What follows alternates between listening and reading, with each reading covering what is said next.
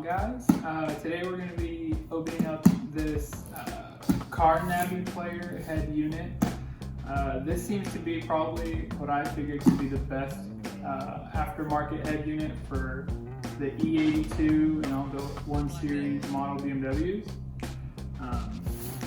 This is just going to be a helpful video to help anybody who was curious about this unit and show them how to install it. So here we go. This is how it came packaged, shipped through DHL. It came really quick. It does ship from Hong Kong, but it came significantly faster than anything else I've ever ordered from China. But I believe it was like 5-day ship time, so not bad. Packaging was really good. Let's just get right into it.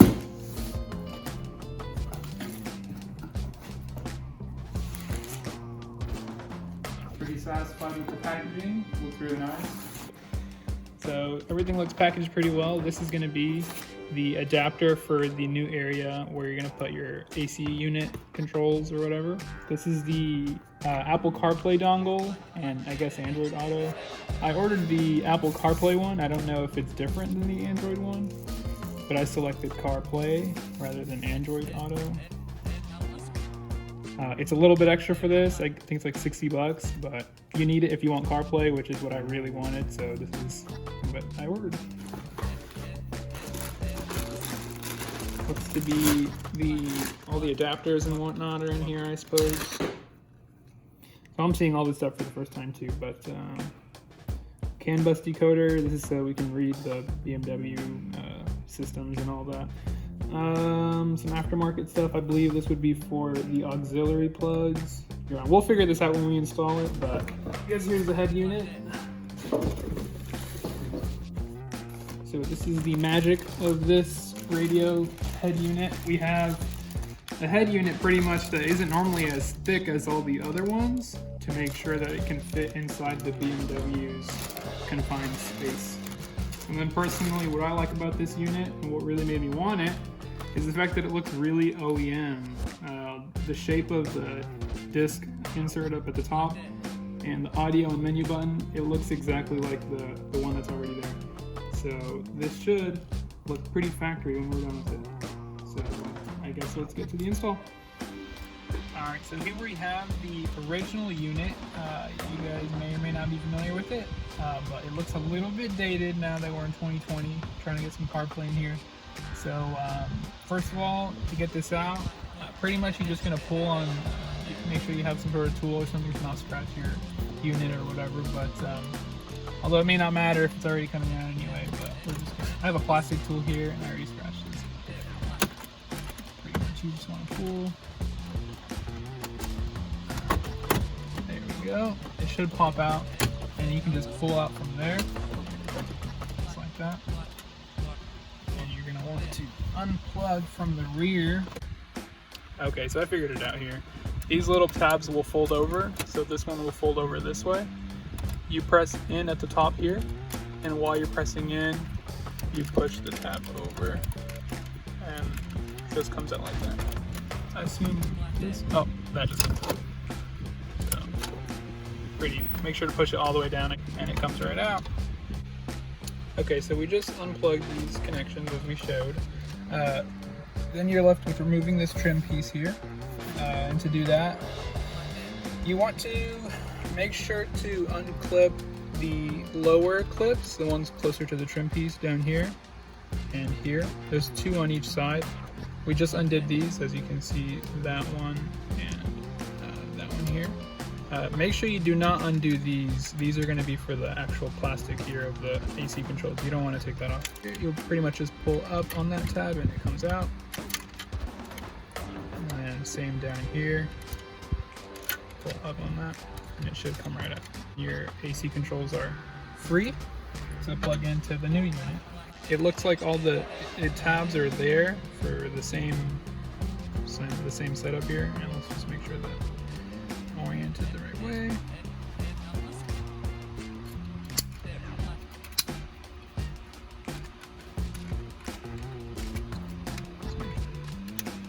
The little tab in the center is not wanting to go in, so we're just going to push up a little bit. There we go. So now that's sat in there properly, the rest should clip right in. So there we have it, plugged right into the original factory spots.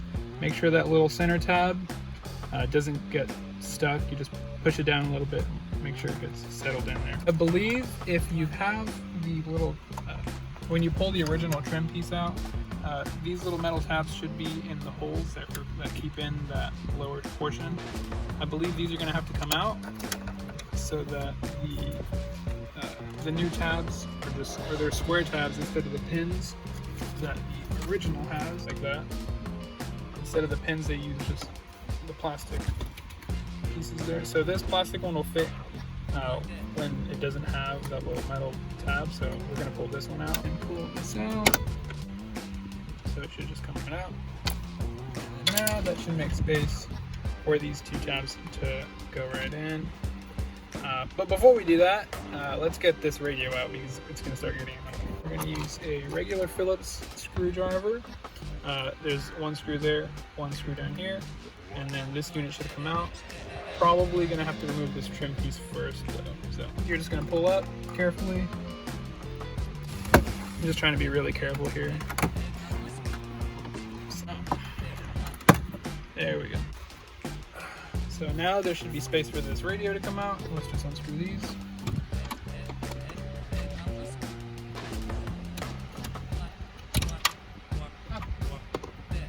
And this unit will come right out.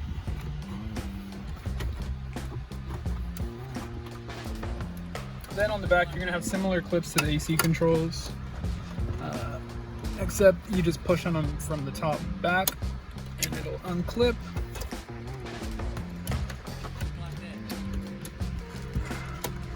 Go.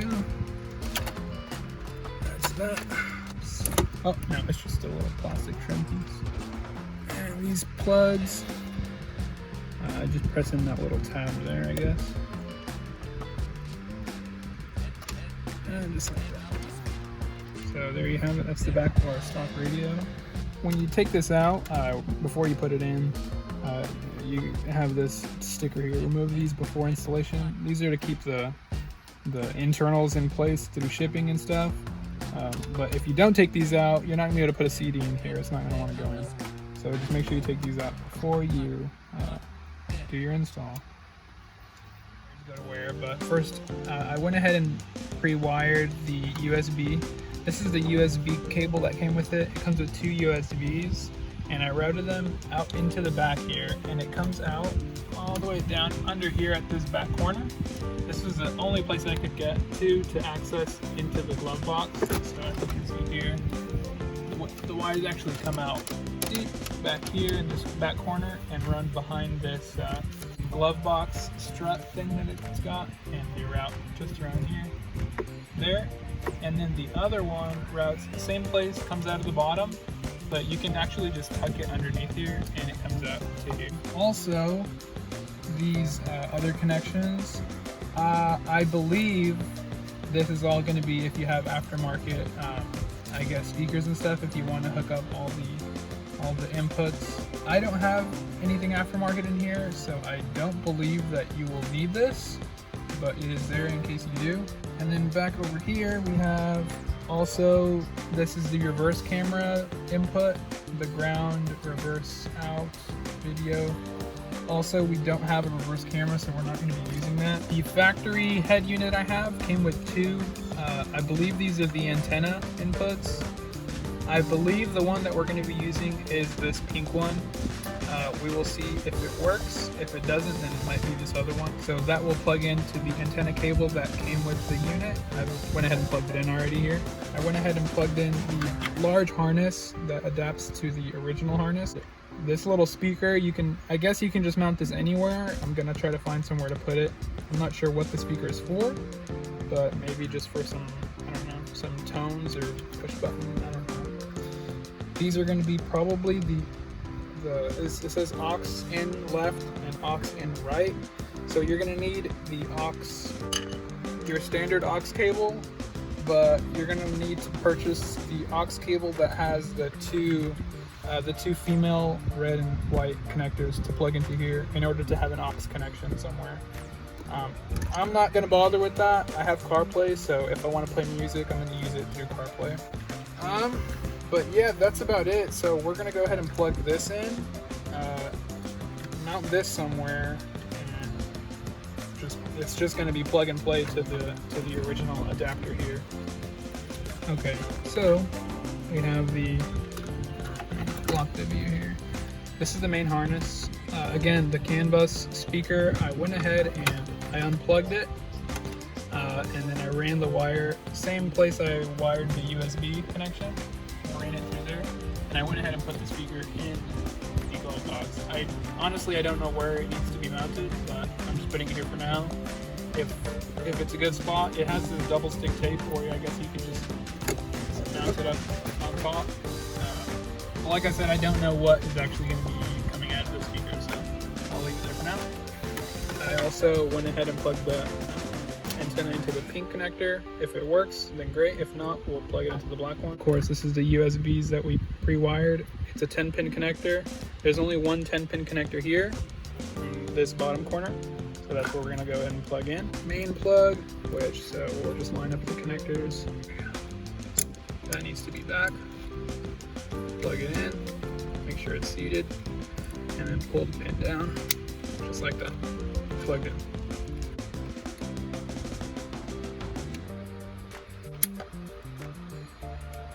There's only one 10-pin connector, so it's got to go there. One last thing, up here we're going to plug in the GPS, which is right here. The GPS receiver, I guess. Okay, so like I said, this connection was the final one. This is for the GPS. Again, I ran it into the glove box, and we'll see if it picks up signal from here. About time we start stuffing everything in. So this should slide right in. And it should plug into the original little original tabs. It should slide in, so make sure you try to find that. We're gonna go ahead and see if it'll turn on, because we want to make sure that we plugged it into the correct antenna. Okay, that's what that speaker does. It's doing the tones that the car normally does. All the tones, I guess, that are not music that the car makes is coming out of this. So we'll probably mount that in here somewhere. Okay, well, let's start here.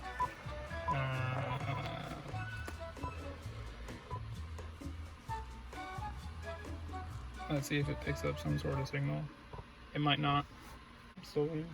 Okay, so yeah, we're gonna switch from the pink antenna to the black antenna. Maybe we'll pick up our radio that way. Okay, so now we're plugged into the black antenna. Hopefully that is the correct one. It is an Android unit as well, so it can do whatever Android tablets can do, I suppose.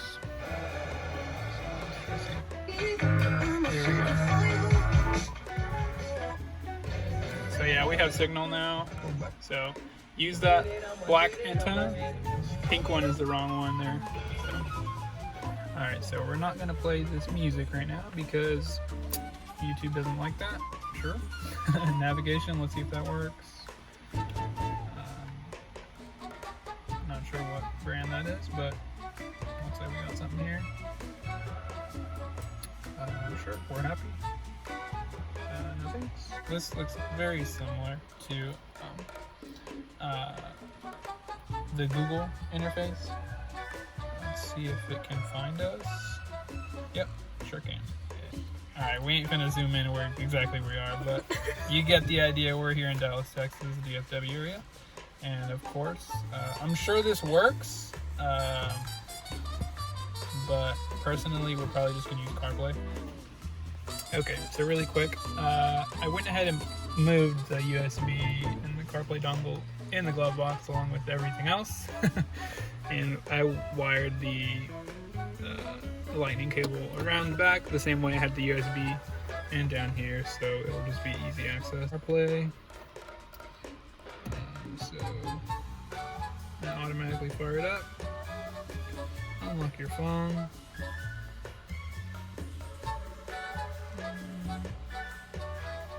Got your password on expose. And there you have it. Oh, let's see what the phone said. Oh, well, there it is. Allow CarPlay with auto box while iPhone is locked. Sure. So here we have CarPlay. Of course, this is the interface we're all familiar with. Of course, navigation, Spotify, phone. Don't know what that is. That probably brings you back to the main menu, I'd imagine. And yeah, pretty responsive. Got Waze. All the features that Apple CarPlay offers. So, very nice. Let's get this install completed. Alright, so one thing to note, the large connector, the big main connector, try to pull it under the unit so that you can see that mine is resting right here. If you have it behind the unit, it will not fit all the way down in there, so just pull it down beneath. And there's plenty of space here actually, because the AC controls are actually they don't take up very much space, as you can see. It's only an inch or so. So we're gonna go ahead and plug these in, get them in, and then flip it over. In, it'll click, and then flip right over. And there you have it. You're gonna want to pull the unit out a little bit because this actually sits behind the unit.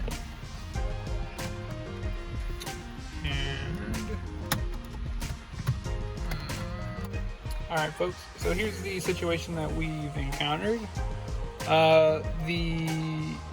The company that sells this say that there's not going to be any cutting required, and I asked them myself if there was going to be any cutting.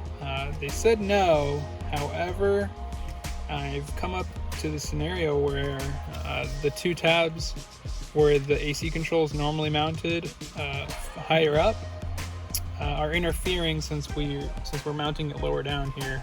The space here is not as wide as the top, of course, and so now these are interfering. I'm gonna go ahead and just trim off these tabs, and hopefully that is just enough to let it sit flush against the dash, and that should do it. So back after this cut. Went ahead and pried off those little tabs, and then I sanded it somewhat smooth. Very easy to do, but of course it's the point of no return. But we went ahead and did it. It should, if we're lucky, clear it now, which it feels like it does.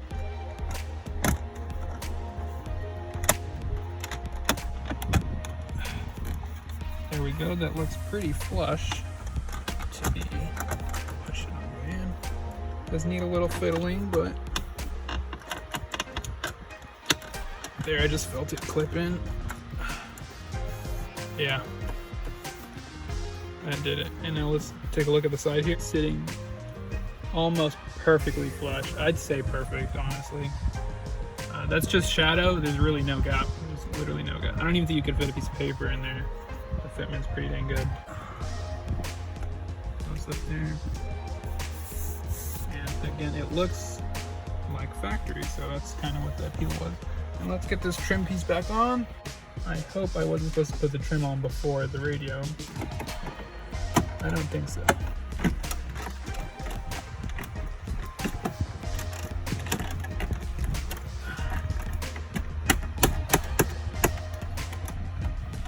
Oh, I might have messed that one up. Looks like job well done. So let's just one more time verify that everything's working.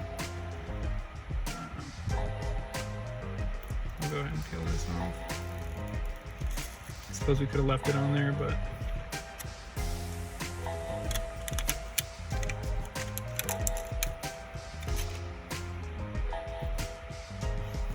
I guess the boot up time is probably what, 10 seconds? 10, 15. Let's close these doors.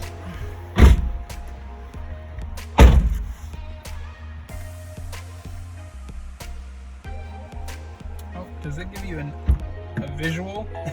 It tells you what door is open. That's pretty cool. So from here, of course. And now you can always have pep. There we go. Of course, you can change all your presets, and it is an Android system, so you can pretty much get any Android app. I'm sure it can connect to Wi-Fi if you have a hotspot nearby, but I think that's going to conclude our video, guys. Thank you very much for watching. I hope you guys enjoyed, and take care.